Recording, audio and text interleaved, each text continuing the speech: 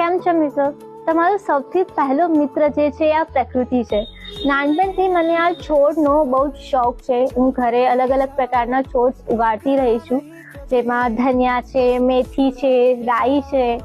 તો આ જ વર્ષે પણ હું મારા મિત્રને મારી ઘરે લઈને આવી છું, જે હું તમને બતાવવા ઈચ્છું છું. જેમાં આ વખતે હું ફ્લાવર્સ લઈને આવી છું, જેમાં એક આ વ્હાઈટ ફ્લાવર્સ છે, એક રેડ એન્ડ વ્હાઈટ છે, અને સાથે આ એક પર્પલ એન્ડ વ્હાઈટ છે.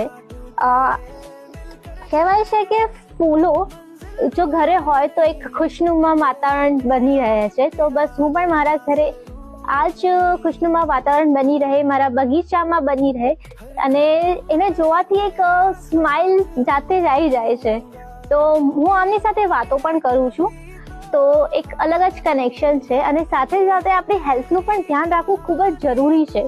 તો એની માટે પણ મને આ કડી પત્તાનું પ્લાન્ટ છોડ મળી ગયું છે. તો હું આ કડી પત્તાનો છોડ પણ લઈને આવી છું, જેને હું બહુ સારી રીતે કેર કરીશ.